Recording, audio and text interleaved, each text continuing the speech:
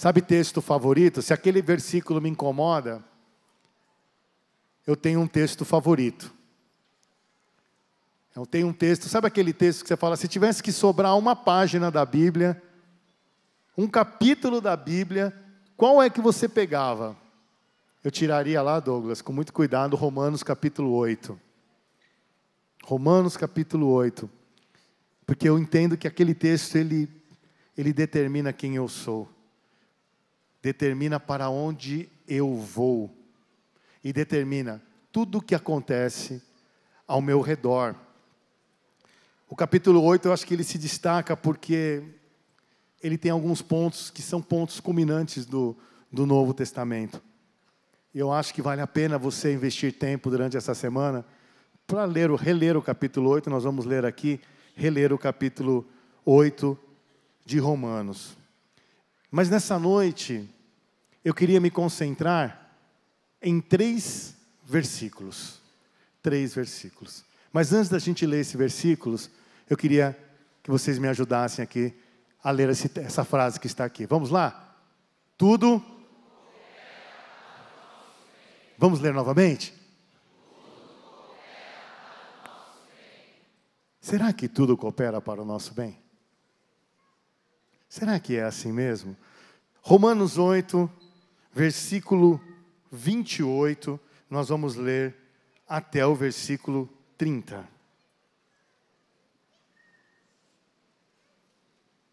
Romanos 8, versículo 28, que diz assim: E sabemos que todas as coisas contribuem juntamente para o bem daqueles que amam a Deus. Quantas coisas, pessoal? Todas as coisas. Daqueles que são chamados por seu decreto.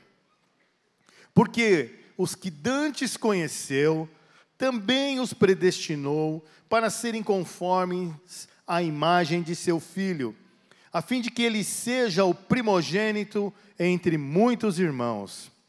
E aos que predestinou, a esses também chamou, e aos que chamou, a esses também justificou, e aos que justificou, a esses também glorificou. Versículo 28, ele começa com uma palavra. Ele começa com a palavra sabemos. E sabemos. Quando a gente vai esmiuçar um pouco mais, Silvio, a respeito desse e sabemos, quando você vai nos dicionários e nas traduções, você se depara com algo muito legal. Porque esse e sabemos nada mais é do que tenho absoluta certeza. Então a tradução correta seria: e tenho absoluta certeza que todas as coisas contribuem para o bem daqueles que amam a Deus, dos que foram chamados de acordo com o seu propósito. Agora, eu acho que uma afirmação como essa, ela precisa ser muito bem entendida. A gente precisa nessa noite entender o que o Senhor estava querendo nos ensinar, o que o Espírito Santo, através da vida do apóstolo Paulo, está querendo mostrar para a gente. Porque, quantos aqui têm passado por lutas? Que glória! Que bom! Ué, como é que bom? Porque a palavra de Deus diz que todas as coisas cooperam para o bem, então essas lutas, Vanessa, vão cooperar para o bem. Mas, gente, não é meio estranho?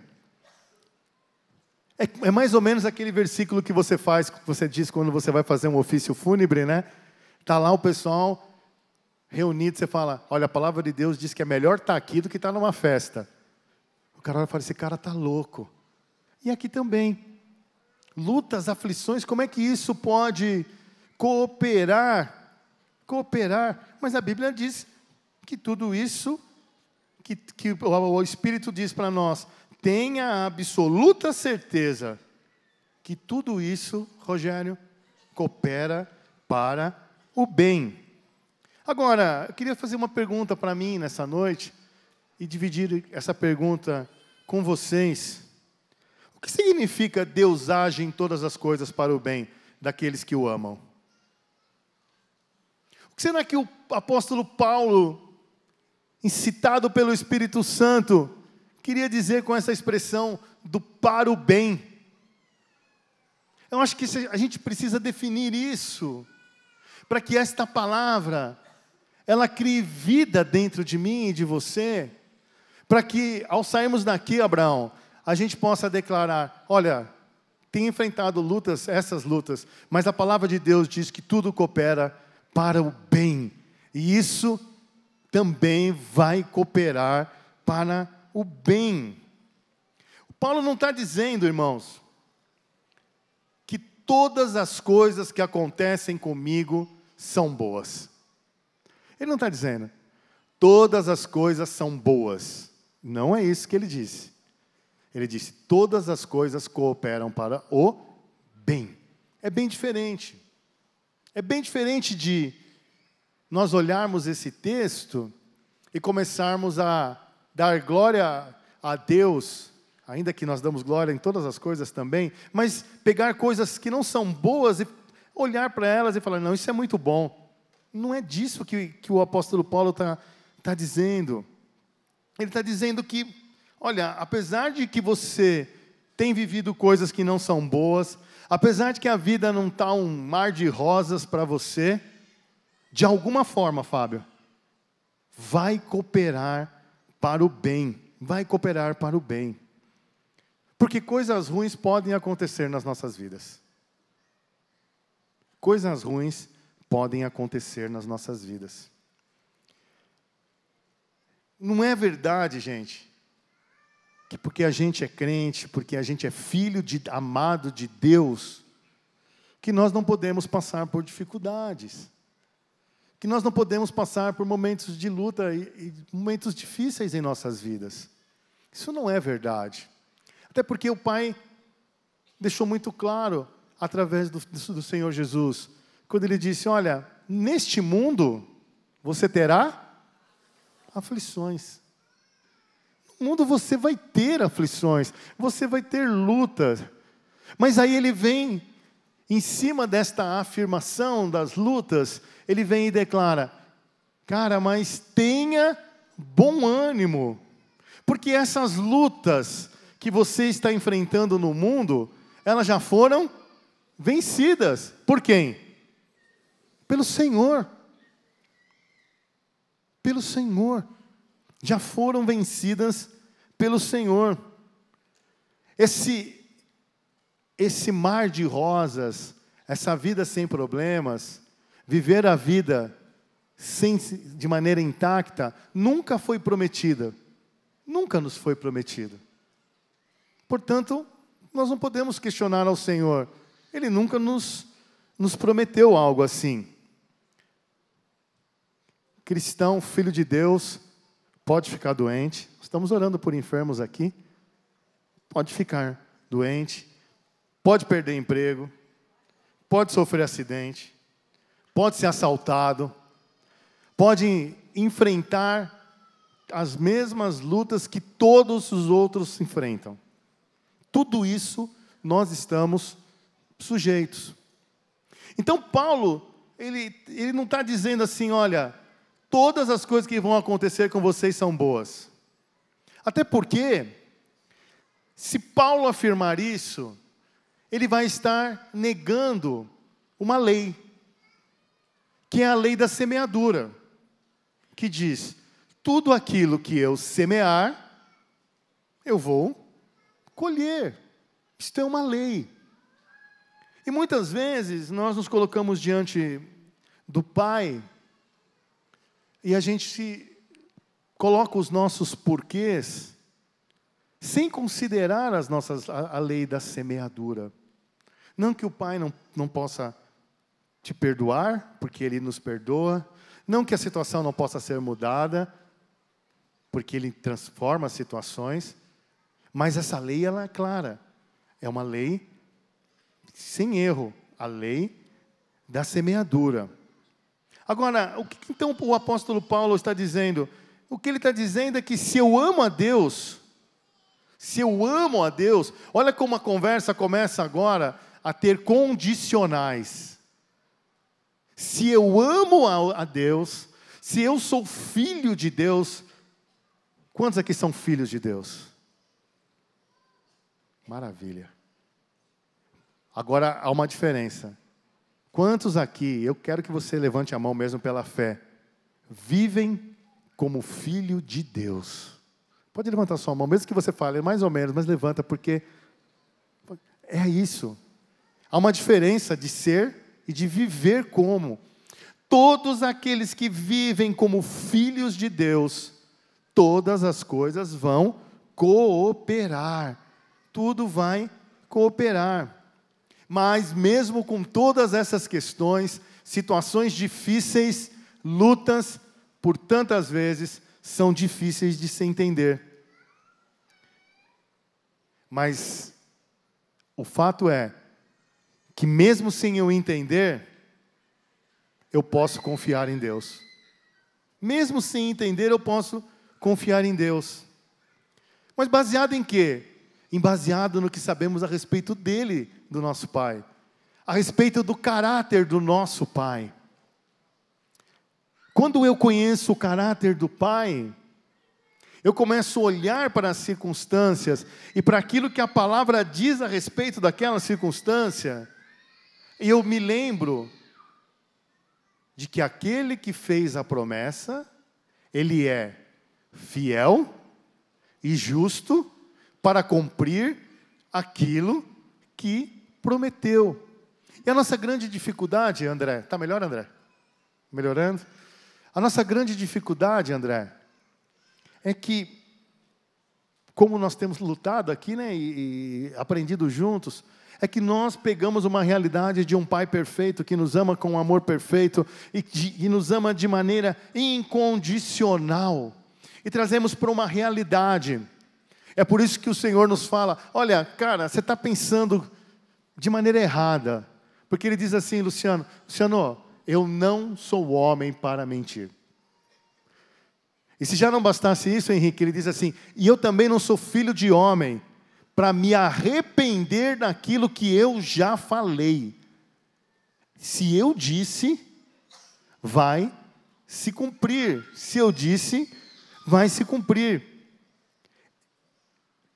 A questão é que nós vivemos diante de um bom Pai. De um bom Pai. O Senhor é um bom Pai. E por ser um bom Pai, Ele tem um plano. Ele tem um plano diante desse momento que você está vivendo.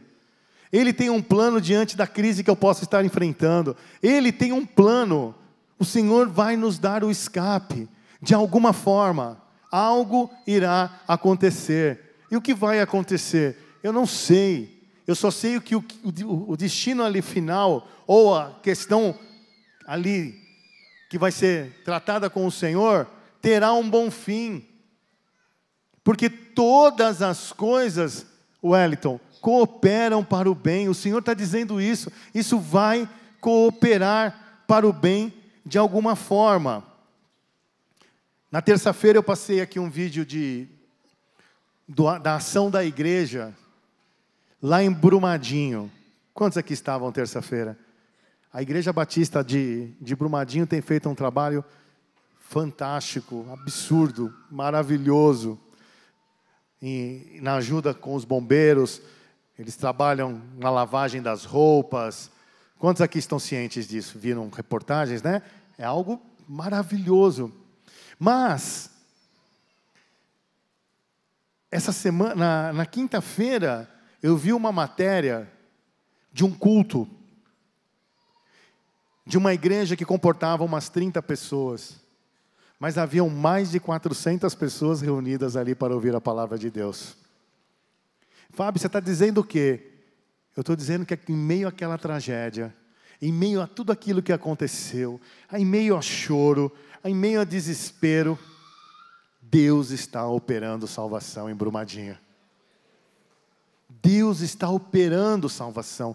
Muitos serão salvos, muitos serão salvos. Porque Deus operou através daquela situação. Agora, eu queria ler um texto com vocês, de Isaías 64:4. Isaías 64:4. Olha que coisa profunda, gente. Porque desde a antiguidade não se ouviu, nem com ouvidos se percebeu, nem com olhos se viu um Deus além de ti, que trabalha para aqueles que nele esperam. Para aqueles que nele esperam. Salmo 127, versículo 2. Esse texto é maravilhoso. Inútil, na minha versão diz, não adianta você se levantar de madrugada, você repousar tarde, você comer o pão de dores, pois assim dá ele aos seus amados o sono. Mas eu gosto mais dessa versão minha aqui, que diz assim, não adianta trabalhar demais para ganhar o pão, levantando cedo, ele não está dizendo que você não precisa trabalhar, levantando cedo, deitando tarde, pois é Deus quem dá o sustento aos que Ele ama. E aí termina de uma maneira maravilhosa, mesmo quando eles estão dormindo. O Bill Johnson diz que dorme 10 horas por noite, porque ele fala, quanto mais eu durmo, mais Deus trabalha. Então, mas não é um motivo para você ficar na cama antes de trabalhar, dormindo até as 10 da manhã. Certo, Zé Luiz? Você concorda? Deus trabalha para o bem daqueles que neles confiam, gente. Volta aqui. Deus trabalha para o bem daqueles que nele confiam. A questão da nossa vida está passando pela questão da confiança no Pai. Mas como eu já disse na semana passada, a nossa história, por muitas vezes, tem atrapalhado esta confiança no Pai. A nossa história de traição, a nossa história de abandono, tem impedido que a gente possa olhar e falar, eu confio plenamente no meu Pai. Eu sei que algo Ele vai fazer, porque está escrito que até mesmo quando eu estou dormindo, Ele está trabalhando. Até mesmo quando eu estou dormindo, Ele está trabalhando. Em outras palavras, o Pai está dizendo, olha, deita e dorme, porque eu continuo operando, eu continuo trabalhando. Tinha uma época na minha vida, quando cheguei no Evangelho, como já disse aqui, já contei a história para vocês, a minha situação era uma situação extremamente complicada, eu estava aprendendo a confiar no Pai. Eu estava aprendendo através das ministrações, do cuidado do Pedro e da Leia, aprendendo esse amor do Pai. Mas eu também estava vivendo, eu estava maravilhado com tudo aquilo, como estou até hoje, maravilhado. Mas uma das frases que eu ouvia nesse tempo de comunhão, e a já sempre me lembrava disso. Eu tenho citado muito a minha esposa, com relação a lembrar. Eu vejo o Nadinho muito falando da Beth, e assim, os nossos amigos que ministram aqui, e parece até que a gente está, Mas eu vou dizer algo para você, solteiro, só um parênteses, tá? Cara, quando você for escolher tua esposa, escolha uma mulher cheia de Deus. Quando você for escolher teu marido, escolha um homem de Deus. Porque na hora que a coisa aperta, e que você quer pular do barco, que você chega uma mulher de Deus e fala para você, espera aí, calma. Chega um homem de Deus e fala, espera um pouquinho, os que confiam no Senhor são como os montes de Sião, que não se abalam, permanecem para sempre. A gente confia no Senhor e a gente vai vencer, e a gente volta para a realidade. Então você que está querendo casar, e Deus tem um príncipe ou uma princesa para você, se você for uma mulher é um príncipe, e se você for um homem, uma princesa, as características desse homem passa pelo temor ao Senhor. A característica desse homem passa pelo quanto ele ama a Deus. Porque se ele ou ela tiver essas características, tudo isso que você está ouvindo, ele vai te lembrar no momento da angústia. Fechamos o parênteses. Voltamos a falar aqui da Jaira. Ela diz, a Jaira falava assim para mim no momento da crise. E eu estava lá nervoso, preocupado, ela falava, olha, já são 10h30 da noite. O banco já fechou. Os clientes já fecharam. Não tem mais o que fazer. Agora, ou a gente confia em Deus. E eu era novo na fé. E eu olhava aquilo e falava, caramba, é verdade. Eu vou confiar em Deus. Mas a gente não tinha onde se segurar. Então, como a gente não tinha onde se segurar, Marinho, era mais fácil. Porque como você não tinha alternativas onde segurar, Deus, quando se apresentava para mim, era a única coisa que eu podia me segurar. Mas quando a gente começa a ter os escapes, essa palavra de dependência, me parece que ela se torna um pouco mais pesada, né? Deus trabalha para o bem daqueles que nele confiam. Mas que bem que é esse que Paulo está se referindo? Paulo está dizendo, olha, Deus trabalha para que você fique rico, Deus trabalha para você ter sucesso, Deus trabalha para você ter saúde. E no versículo 29 do texto que nós estávamos lendo, de Romanos 8, a coisa fica muito clara.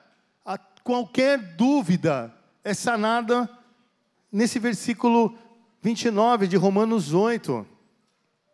E aí a gente hoje, gente, vai começar a entender por que Deus trabalha e como é que Ele trabalha.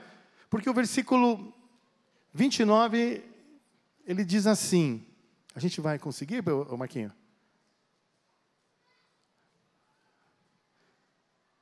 Porque os que dantes conheceu, pois aqueles que de antemão Ele conheceu, Ele também os predestinou para serem conformes à imagem de seu Filho Jesus, a fim de que Ele seja o primogênito entre muitos irmãos. Pois aqueles que de antemão os conheceu, também os predestinou para serem conformes à imagem de seu Filho Jesus. Então, peraí, que bem é esse que nós estamos tratando aqui? O bem está aqui, pessoal. O bem de Deus para nós é formar Jesus em mim. É forjar o nosso caráter através do caráter dele. É Cristo vivendo em mim. Porque me parece que nós olhamos ao Pai e chegamos à conclusão que Ele só está interessado em nos levar para o céu. E de fato Ele tem esse interesse mesmo, em que ninguém pereça, que todos caminhem para o céu. Mas, gente, será que é só isso? Será que é só isso? Será que a gente não está falando aqui de um Pai que quer transformar a mim e a você na imagem do Rei da Glória? Quer que eu e você sejamos parecidos com Jesus, porque é isso que Ele disse. Eu quero que você seja a imagem do meu filho Jesus, a imagem de seu irmão, Jesus.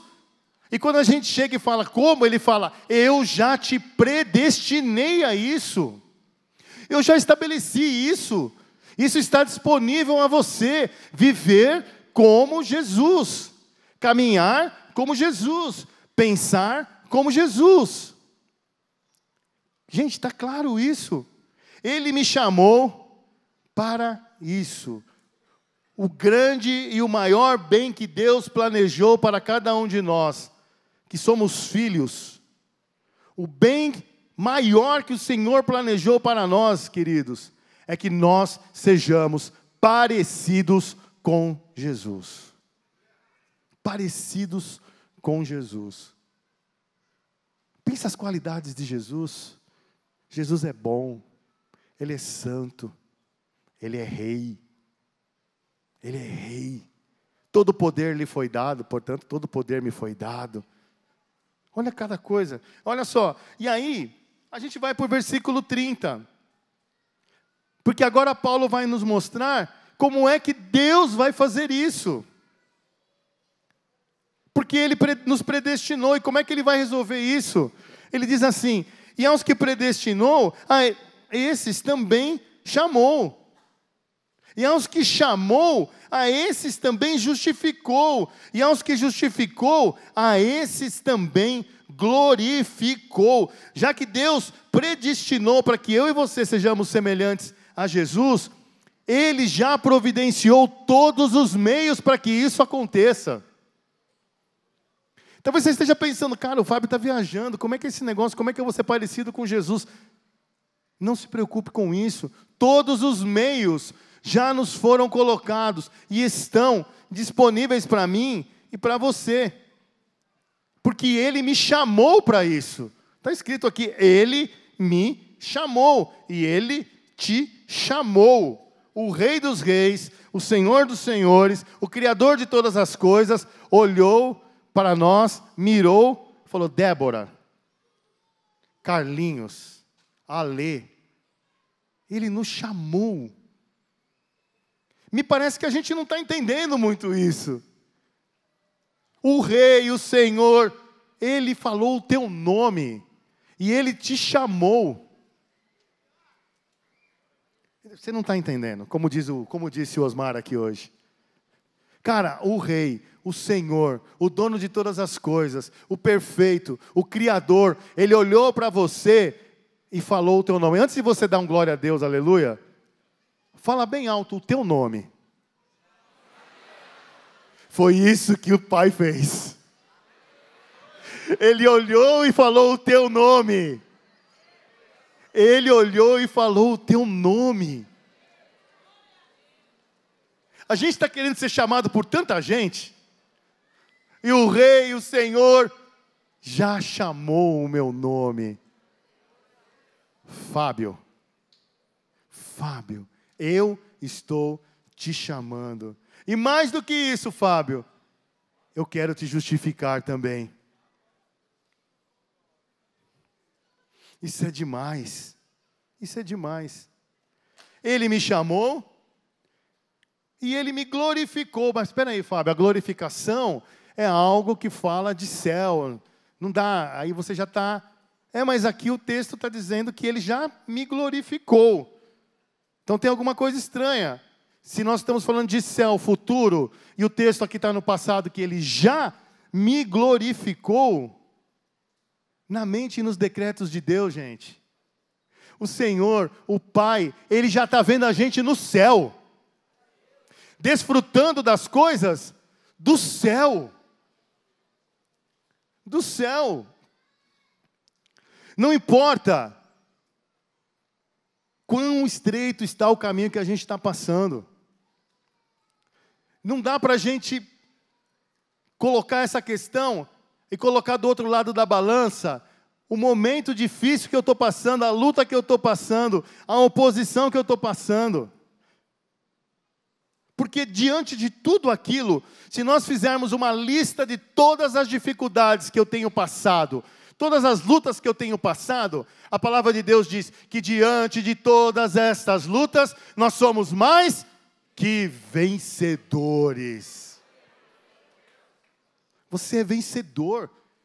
Eu não sei a tua luta, e nesse sentido, isso não me importa. Isso não me importa. Sabe quando você já assistiu um filme várias vezes, e tem lá uma cena, tua família está reunida, e aí aparece um cara, o cara toma um tiro, Roberto. Tomou um tiro, caiu, aí todo mundo, ele vai morrer. Só que você já assistiu o filme, você sabe que o tiro nem pegou nele. No final, tudo vai acabar bem. Aí você fica vendo as pessoas, você fala, não vou dar um spoiler aqui, contar o final, né? E agora, como é que ele morreu? Estava indo tão bem. Você fala, morreu nada, no final vai dar uma reviravolta aqui. Né? Aí a gente até fala assim, presta atenção nessa cena. Presta atenção. É mais ou menos assim a nossa vida, gente. A gente já sabe como é que vai acabar. A gente já sabe como é que vai acabar. Nós somos mais do que vencedores. Aquela questão que você está pensando durante toda essa ministração, a palavra de Deus diz que sobre ela você é mais do que vencedor. Cara, você está num encontro, e nós não vamos fazer isso, mas nós poderíamos pôr um ponto final aqui, Selma e Rony, e falar, diante de tudo isso, então, já que somos mais que vencedores, chama a banda aqui que nós vamos glorificar a Deus, e vamos dar glória a Deus, a Ele que já me fez mais do que vencedor. Mas a gente vai seguir mais um pouco, porque Ele tem mais coisas gloriosas. Ou seja, nós não temos apenas uma expectativa de vitória. É diferente, Luciano. Eu acho que, eu tenho uma impressão, não, eu já sei o resultado. Eu já sei o resultado. Esse jogo é videotape, eu já assisti. Eu já sei quanto vai ser.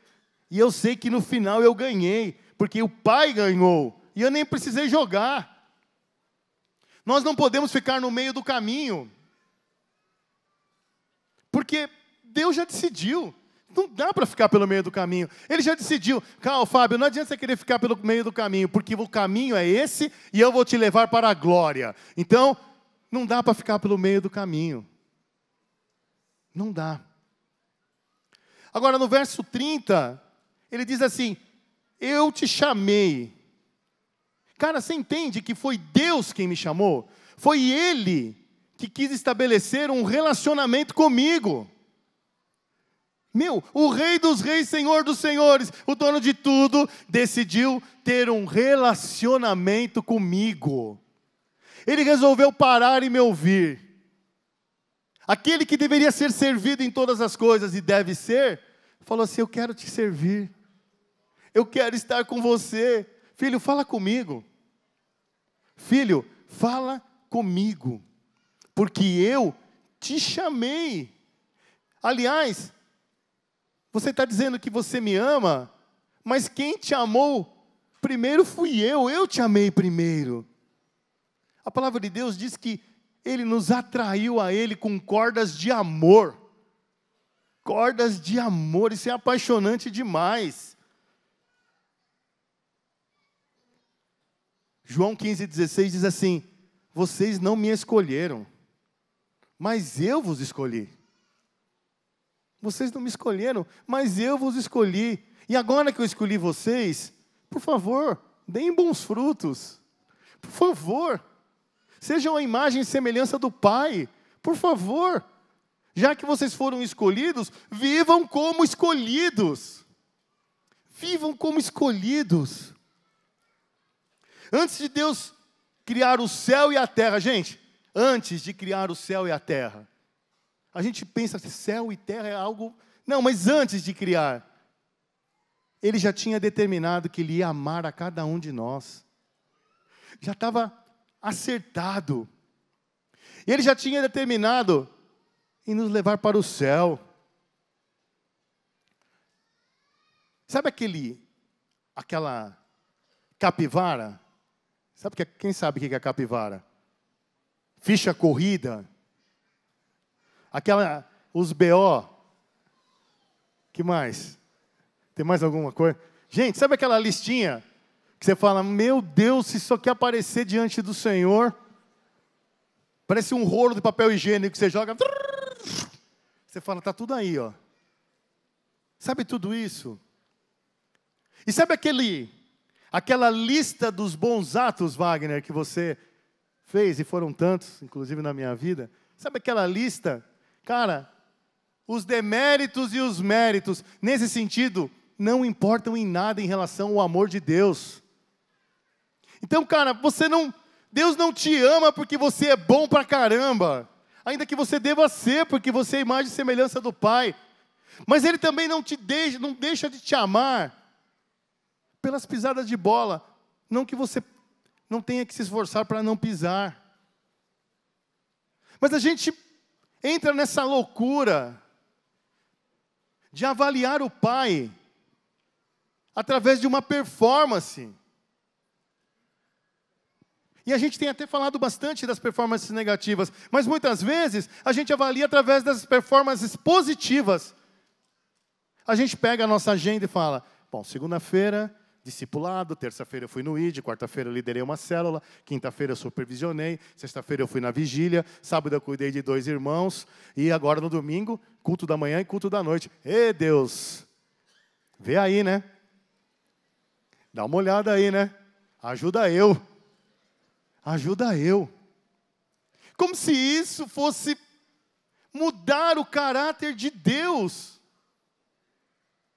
Ou ainda, Senhor, eu pisei na bola. Eu pisei na bola. E eu não mereço nada. Deixa eu, como a gente falou a semana passada, deixa eu comer as bolotas dos porcos. Me trata como um escravo. E como o Osmar disse hoje, filho, fica quieto, para com isso. Vem cá, me dá um abraço. Você é filho. Você é filho. A gente precisa sair desse esquema do merecimento, gente. Porque se a gente for por esse esquema do merecimento, a gente vai se dar mal, porque a gente não vai merecer. A gente vai chegar à conclusão que nós somos devedores e que não temos direito a nada. Mas foi Deus quem chamou a cada um de nós. Ele nos chamou para nos salvar. Para nos salvar. Gente, se Deus não nos chamasse, nós jamais o buscaríamos. Nós jamais o buscaríamos. Porque a nossa carne, ela inclina para uma inimizade com Deus. Para uma inimizade com Deus. Mas o Espírito Santo do Senhor nos despertou. Nós estávamos mortos nos nossos delitos e pecados. Gente, mortos em delitos e pecados. A gente não tinha nada para oferecer. E Ele nos chamou. Ele nos chamou. Mas, além dele ter nos chamado, a Bíblia diz que Ele nos justificou. Mas antes disso eu queria lembrar do texto de Romanos 3. Nós não precisa abrir. Do capítulo 3 de Romanos, do versículo 10 ao versículo 23. Ele nos diz que quando a gente começa a colocar os nossos atos de justiça, o Espírito, através de Paulo, fala assim: não há um justo sequer. Para com isso, não há um justo sequer. Todos são pecadores. Todos são pecadores. Todos são considerados culpados diante de Deus. E ainda ele termina no capítulo 5, dizendo: e esse pecado que vocês têm, o salário vai ser a morte. Porque todo aquele que pecou deve morrer. Gente, a Bíblia diz claramente que todos nós vamos comparecer perante um tribunal. Sabia disso?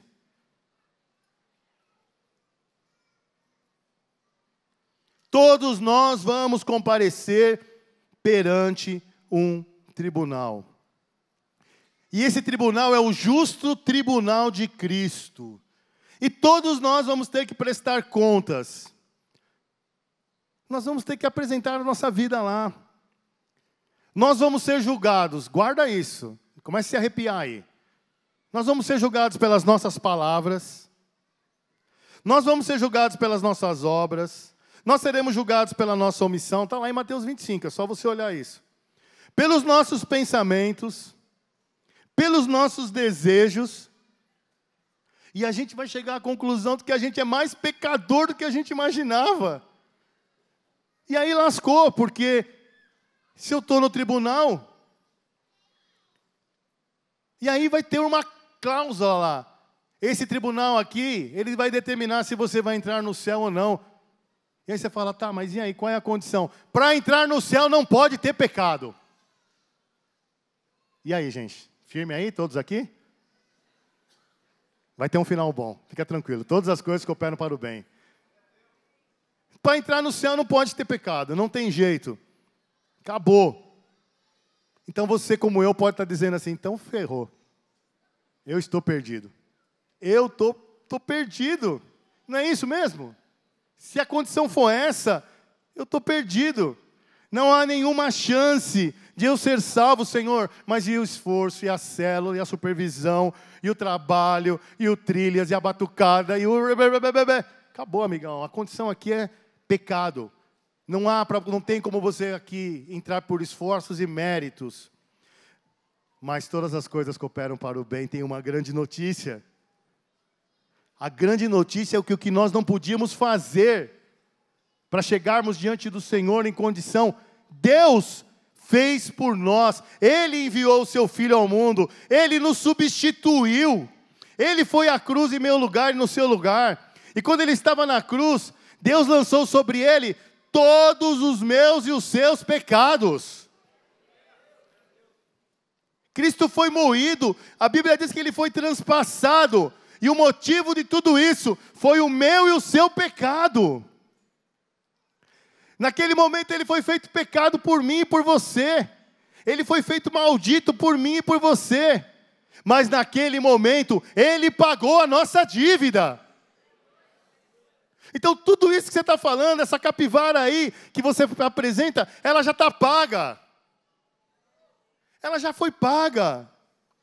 A gente fica lutando com coisas que já foram resolvidas. Mas foi lá na nossa conta, ele foi lá na nossa conta e ele pagou. Mas mais do que isso,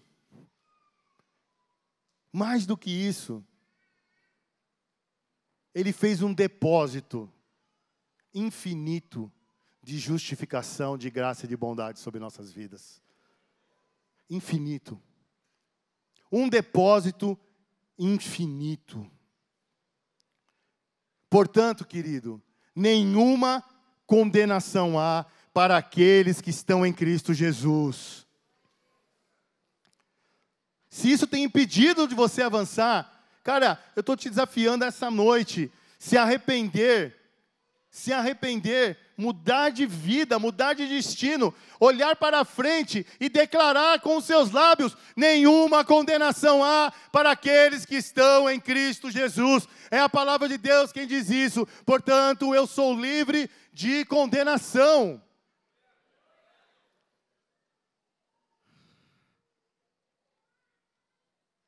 Mas a justificação é mais do que perdão. A justificação é mais do que perdão. Ele não pagou uma dívida impagável. Ele resolveu a nossa vida para sempre, gente. Isso é justificação. Isso é justificação. Esse encontro é um encontro de justificados no Senhor. Justificados no Senhor. 2 Coríntios 5:21 diz: aquele que não conheceu o pecado, Deus o fez pecado por nós, para que nós fôssemos feitos justiça de Deus. Nós somos justiça de Deus. Justiça de Deus. Mas ele diz mais. Ele termina o texto dizendo que, olha, ele nos chamou, é verdade, eu te chamei. Ele não me justificou, é verdade, me justificou. Mas mais do que isso, a Bíblia diz que Deus nos glorificou. Depois de tudo que Deus fez por nós. Paulo não podia terminar esse texto de uma outra forma. Ele coloca a glorificação. E eu acho maravilhoso, porque ele coloca a questão da glorificação no passado. Como um fato consumado, determinado. Porque, como eu já disse, na mente de Deus, tudo estava resolvido. Já está tudo resolvido. Os decretos de Deus já estão estabelecidos sobre nossas vidas, irmãos. Não dá para lutar por coisa, Deus já resolveu isso, você não precisa se preocupar, já está resolvido. Ele já colocou a glorificação aqui no passado. Deus olha como se nós já estivéssemos no céu. Tá bom, se Deus nos olha como nós estivéssemos no céu, e a palavra de Deus diz que somos parecidos com o Senhor, cara, esse cansaço que você está vivendo, essa fadiga que eu estou vivendo, essas lutas que eu tenho, que tem mexido com o meu ser, a tristeza que às vezes me invade, frustrações, injustiças, que estão aí na minha e na sua vida, elas já estão colocadas diante de Deus e Deus enxerga isso de uma maneira diferente. Porque Ele olha para nós e fala: cara, para você eu tenho uma herança, não se preocupe. E essa herança ela é incorruptível, ela é uma herança bendita. Nós recebemos a coroa da vida. Juntamente com a coroa da vida, nós recebemos a coroa da justiça. E nós recebemos a coroa da glória. Irmãos, nós iremos para a glória. Nós iremos para a glória. Talvez você esteja pensando assim, cara, como é que vai acabar isso? Isso vai acabar comigo e com você indo para a glória de Deus. Será que isso não te traz paz? Será que isso não te conforta? Será que isso não te alegra? Nós iremos para a glória. Nós iremos reinar. Nós vamos reinar com o Senhor. Reinar com o Senhor. Isso não é pouco.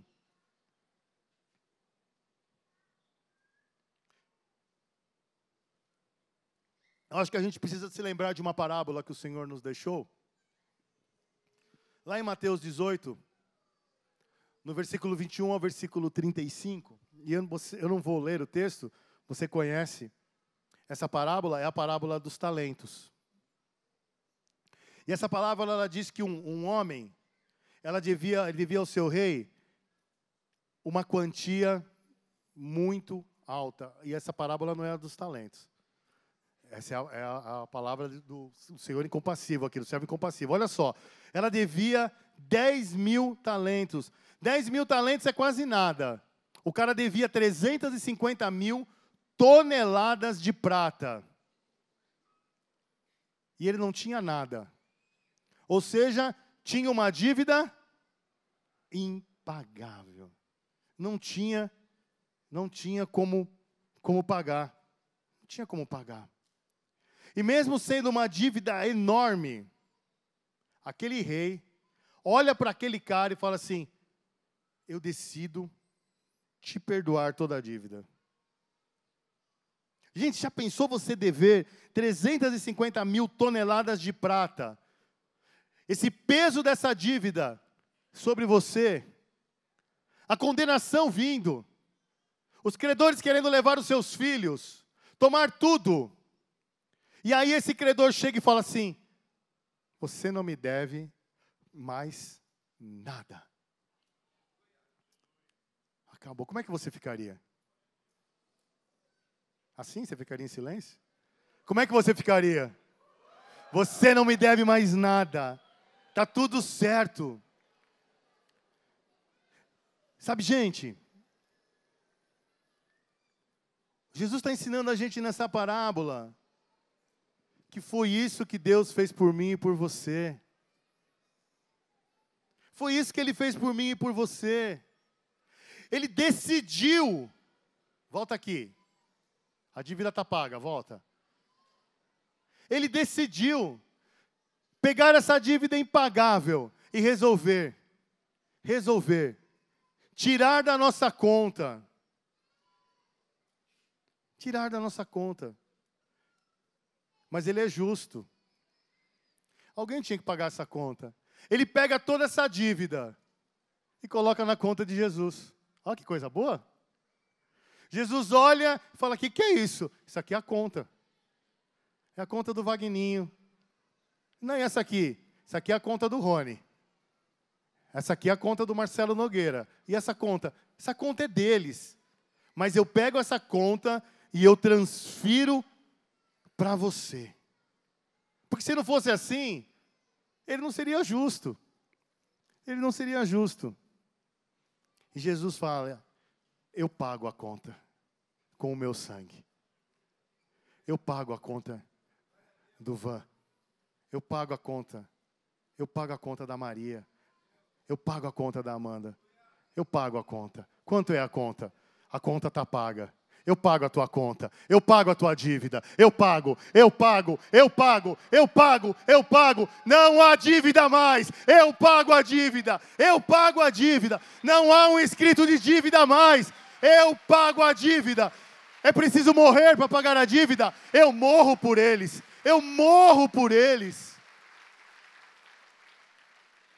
E sabe o que mais? Além de pagar a dívida que o Senhor fez por nós, como eu disse, Ele fez um depósito na nossa conta. Ele depositou toda a justiça de Jesus.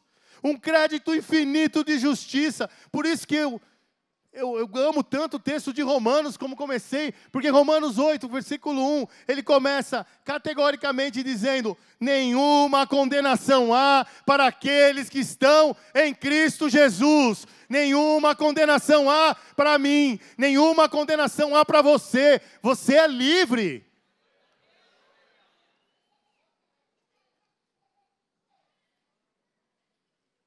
Paulo começa o texto de Romanos 8 assim. E parece que não dá para melhorar, porque ele já está dando uma notícia maravilhosa. Mas ele vai chegando lá no final. Ele começa a trabalhar os valores. E ele começa a dizer assim: que diremos, pois, estas coisas? Versículo 31. Romanos 8, versículo 31. Que diremos, pois, estas coisas? Olha que pergunta. Paulo dizendo: o que a gente vai dizer a respeito de tudo isso?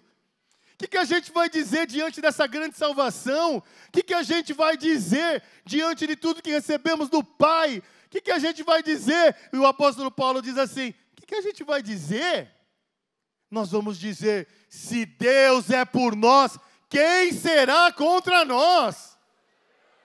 É disso que a gente vai dizer. E aí ele começa a ser lembrado, e assim ele faz conosco nessa noite, porque ele diz: aquele que nem mesmo a seu próprio filho poupou, antes o entregou por mim e por você, como não nos dará também ele todas as coisas? Cara, ele entregou o Senhor, ele entregou o seu filho por mim e por você. E Paulo pergunta: diante disso, como é que você pode duvidar que ele não vai cuidar de você? Será que ele já não te deu uma prova suficiente disso? Será que essa ficha não caiu para você? É o que Paulo está nos perguntando. E ele fala mais ainda, ele faz uma outra pergunta: quem intentará então uma acusação contra os escolhidos de Deus? Quantos são escolhidos de Deus aqui? Quem intentará uma acusação contra mim e contra você? É Deus quem nos justifica. É Deus quem nos justifica. E aí ele faz uma outra pergunta: e quem é que vai nos condenar? Pois é Cristo quem morreu, ou antes quem ressuscitou dentre os mortos, o que está à direita de Deus, e também esse que morreu, esse que ressuscitou, agora intercede por mim e por você. É demais, é demais, é demais. E aí ele pergunta, porque aí Satanás começa a colocar a lista das impossibilidades, dos porquês que as coisas não irão acontecer. Olha, mas tem uma listinha aqui, carinha. Pensa bem no que você andou fazendo. Olha isso, olha isso, olha isso, olha isso, olha isso, olha isso. E aí você vem para um encontro desse, você reconhece a soberania de Deus, você se arrepende dos seus pecados, você lembra que você é justificado. E aí vem uma pergunta: quem nos separará do amor de Cristo? Paulo pergunta: quem que vai me separar desse amor? Vai ser a tribulação? Vai ser a tribulação, gente? Vai ser a angústia? Vai ser a perseguição? Vai ser a fome? Vai ser a falta de roupa? Vai ser o perigo? Vai ser a espada? Porque está escrito: por amor de ti, somos entregues à morte todo dia, somos reputados como ovelhas para o matadouro, mas em todas estas coisas, somos mais que vencedores por aquele que nos amou. Mais que vencedores por aquele que nos amou. Mais que vencedores por aquele que nos amou.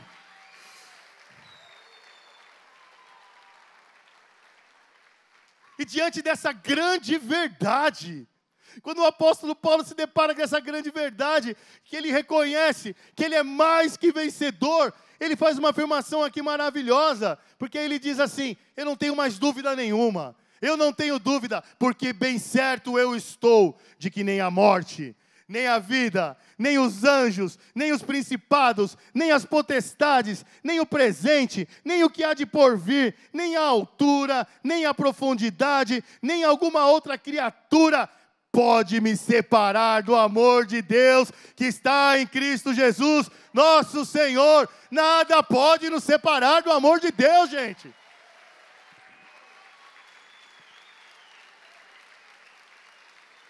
Nada pode nos separar desse amor.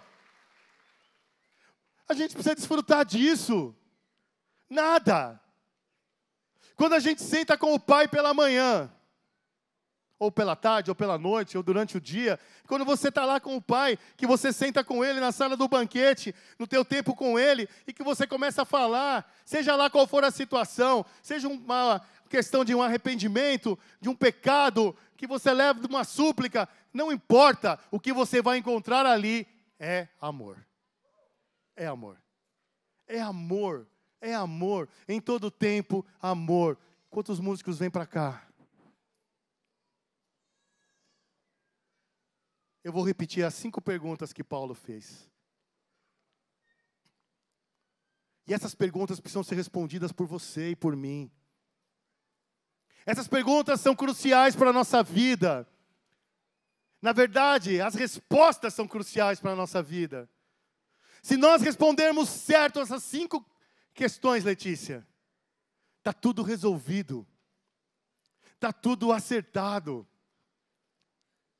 Está tudo certo. Tudo vai bem. E a primeira pergunta é... E eu pergunto e a gente responde junto. Ok? Mas vamos responder com quem tem convicção. A primeira pergunta foi: se Deus é por nós, quem será contra nós? Não, eu pergunto se você responde. Se Deus é por nós, quem será contra nós? De novo, eu pergunto. Você não precisa perguntar, eu pergunto. Você só responde.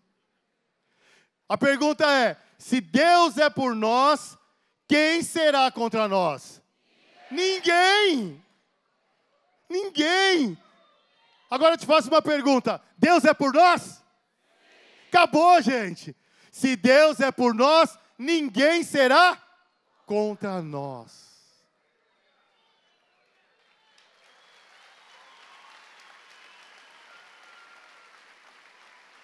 Segunda pergunta. A segunda pergunta é assim: aquele que não poupou o seu próprio filho, porventura, não nos dará graciosamente com ele todas as coisas? Sim ou não? Sim. Claro que sim! Ele já nos deu o que ele tinha de maior. Ele já nos deu o que ele tinha de melhor. Ele vai nos dar tudo aquilo que necessitamos, gente. Porque está escrito. Vamos para a terceira. Quem intentará acusação contra um eleito de Deus? Eu pergunto, você responde, se você tiver convicção. Quem intentará acusação contra os eleitos de Deus? Ah, mas não há como surgir novas acusações. Não tem como surgir novas acusações. Porque o Supremo Juiz já determinou que eu e você estamos perdoados. Perdoados. E aí pega um negócio, sabia? Ah, mas isso não é justo. Não é mesmo. Não é. O justo já se fez injusto por mim e por você. Então para com esse negócio se é justo ou não é justo. Deus, o nosso Pai, já determinou que eu e você estamos justificados. Então toma posse dessa justificação. Não fica questionando. Não fica... Está escrito. Já perdoou. Está tudo certo. Está tudo resolvido. Quarta pergunta. Quem os condenará? Quarta pergunta. Quem os condenará? Sabe por que ninguém vai nos condenar? Porque a nossa segurança está em Jesus. Porque Ele já nos justificou. E Ele está diante de Deus em todo o tempo, intercedendo por nós. Gente, eu e você, nós temos liberdade de ir à sala do trono. A sala do rei. Está aqui, ó. Fica aqui, Carol. Vem cá, Cris. Fica aqui, vocês são os porteiros aqui. E eu chego na sala do rei. Não, fica para frente, né? Para cá. O porteiro olha para frente. E eu estou chegando. E eu estou chegando para falar com o rei. E eu estou chegando. E aí, eu sou o filho do rei. Acabou, gente. O filho do rei pode. O filho do rei pode. E sabe quando o pai olha assim, ele está lá sentado no trono, ele me vê chegando ali, ele fala assim, ei, Fábio, o nome mais lindo que eu tenho para ouvir depois de Jesus é o meu. Você deve achar a mesma coisa do teu. Ei, Fábio, vem para cá. Chega mais. Vem para o jardim. Vamos dar uma volta no jardim, filho. Vamos dar uma volta no jardim. Pai, está difícil. Filho, nenhuma condenação há mais para você. Jesus já te justificou. Pai, mas eu pequei. Não peca. Mas se você pecou, lembra que você tem um advogado justo e fiel chamado Senhor Jesus Cristo. Senhor Jesus Cristo. Quinta pergunta. Para você responder depois que eu fizer a pergunta. E quem nos separará do amor de Deus que está em Cristo? Quem nos separará do amor de Deus que está em Cristo? Nada e nem ninguém pode nos separar do amor do Pai. Nada e nem ninguém. Nada e nem ninguém.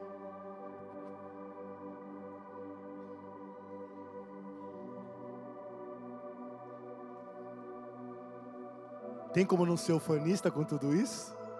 Tem como não ficar radiante? Tem como pregar sentado? Tem como não gritar, não se emocionar? Deus é por mim. Repete assim, ó, põe a mão no teu coração e fala assim, Deus é por mim. Ele é o meu Pai. Ninguém será contra mim. Ai, que maravilha. Coloca a sua mão no coração e fala assim, Ele não poupou Jesus. Porventura, Ele não me socorrerá em todas as coisas?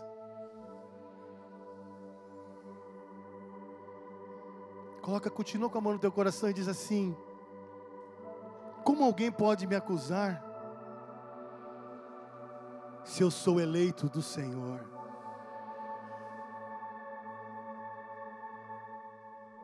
Coloca a mão no teu coração e diz, quem pode me condenar? Se a minha segurança está em Jesus, Ele me justificou, e Ele pessoalmente intercede por mim. Com a mão ainda no seu coração, declara assim, nada pode me separar do amor de Deus. Nada pode me separar. Nenhuma circunstância, nenhuma dificuldade, nada e nem ninguém, porque o Pai me ama. O Pai me ama como filho, e os filhos têm direito a tudo que é do Pai. Eu aprendi essa noite que o Pai me quer parecido com Jesus. Agora olha para mim. Jesus reina. Jesus tem todo o poder. Jesus já venceu a morte. Jesus já venceu a condenação. Jesus já venceu a condenação. Jesus já venceu a condenação. Nenhuma condenação há mais sobre nossas vidas. Nenhuma condenação há. Se você entrou aqui hoje e você tem a certeza da sua salvação, cara, que da hora. Glória a Deus. Já que você tem essa certeza da sua salvação, viva como alguém justificado. Será que a nossa vida é a vida de alguém que é justificado? Será que a gente andando em casa, será que lá em casa Jaira, Mateus e Enzo, quando olham para as minhas ações, falam assim: esse cara é filho do rei mesmo. Ele é um cara resolvido. A identidade dele está tranquila. Meu pai, ele vive essa questão da justificação de maneira intensa. Como é que as pessoas te veem? Ou você é um murmurador? Ou você tem o espírito de hard? Ninguém me ama, ninguém me quer, ninguém me chama de meu amor. Oh vida, oh azar. Ou você é aquele que acha que tudo vai dar errado? Quadrilha da Fumaça, que falava assim: Penélope vai morrer. Porque às vezes a gente age assim. A gente está rachando o bico, falando: vai dar tudo errado. Não vai funcionar.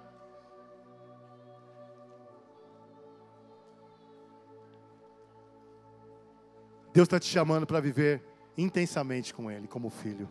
Intensamente. Deus está pedindo para que a tua vida glorifique ao Senhor. Que as pessoas de fora olhem e falem: caramba, tem alguma coisa diferente nesse cara, meu. E porque tem algo diferente nesse cara, eu preciso saber. E por isso eu vou perguntar: cara, como é que você consegue lidar assim com essa situação? Você quer saber por quê? Porque eu sou salvo, eu sou justificado em Cristo. E eu vou contar o plano de salvação para você. Você quer viver assim? Cristo tem isso para você. Então vem cá, vamos viver junto no reino de Deus. Vamos caminhar junto. E você foi chamado para anunciar salvação. E é isso que a gente vai fazer. A gente fica rodando que nem um peão, rodando no meio das nossas mazelas. A Bíblia diz que a gente fica como um cachorro lambendo as nossas próprias feridas. Nós já fomos sarados das nossas feridas. Já fomos sarados. E agora a gente anuncia ao Senhor, anuncia o plano de Deus. Se eu tivesse que te dar um conselho essa noite, e eu posso, eu diria assim para você: viva. Viva.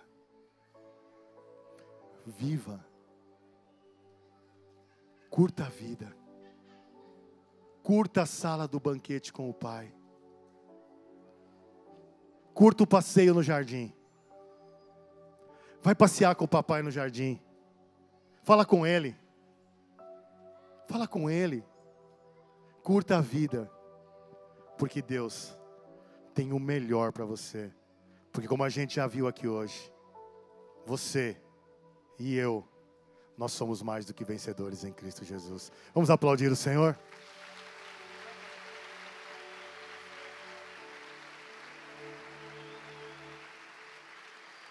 Vamos nos colocar de pé. Vamos fazer algumas perguntas, continuar fazendo perguntas e respondendo essas perguntas. Porque a gente já fez uma pergunta aqui: quem pode nos separar do amor de Deus? Quem pode nos separar do amor de Deus? Ninguém pode nos separar do amor de Deus. Então, gente, vamos declarar isso. Vamos declarar isso. O Pai me ama, ninguém pode me separar.